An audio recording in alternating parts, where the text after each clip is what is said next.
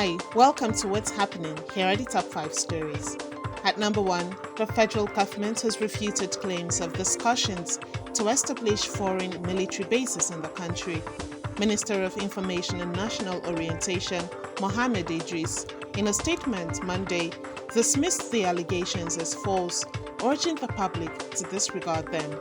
Idris clarified that the government has not received any proposals from foreign countries regarding the establishment of military bases in Nigeria, underscoring existing foreign cooperation in addressing security challenges.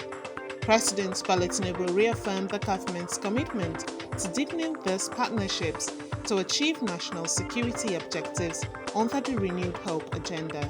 At number 2, members of the National Christian Elders Forum (NCEF) are at odds over the approach to be taken in formulating a new constitution ahead of the National Assembly's constitutional review. During a virtual meeting convened by NCEF, the elders failed to reach a consensus on the modalities for the exercise. The Executive Secretary of the Nigerian Indigenous Nationalities Alliance for Self-Determination, NINAS, Tony Nnadi, argued that amending the constitution without suspending certain provisions from military regimes would not achieve equity and stability. Nnadi advocated for a completely new constitution created by indigenous nationalities to address Nigeria's challenges. In contrast, the traditional ruler of Darfur in Plateau State, Jonathan Akuns, proposed amending the 1963 Republican Constitution, which he claimed was never abrogated but merely suspended. Akuns suggested that revisiting the 1963 Constitution would preserve Nigeria's democratic and structural foundation, highlighting the importance of democratic continuity and referencing India as a model of republicanism. At number 3, the federal government has directed the grid operator to prioritize domestic power supply and limit electricity exports to neighboring countries. The Nigerian Electricity Regulatory Commission (NERC) said for the next 6 months a maximum of 6% of the total available grid generation can be allocated to international customers.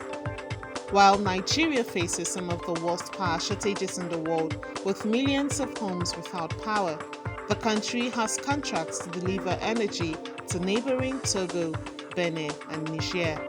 The NERC said the grid operator has caused significant hardship for Nigerians because it has prioritized exports to international customers over domestic supply. At number 4, Super Eagles striker Victor Osimhen has reportedly chosen Chelsea over Paris Saint-Germain (PSG) as his preferred destination following an agreement to part ways with Napoli this summer. Osimhen has been in impressive form for Napoli, scoring 75 goals and providing 18 assists in 130 appearances across all competitions. La Gazzetta dello Sport reports that both PSG and Chelsea have initiated talks with Napoli regarding Osimhen, whose contract includes a release clause of 130 million euros. It added that Chelsea is looking to include make-weights in the deal, while PSG aims to defer payment of the release clause, with both clubs eager to secure the prolific striker.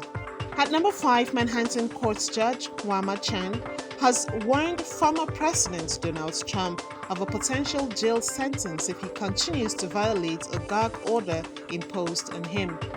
The judge fined Trump $1,000 for an additional violation, but expressed doubts about the effectiveness of the fines in deterring further violations.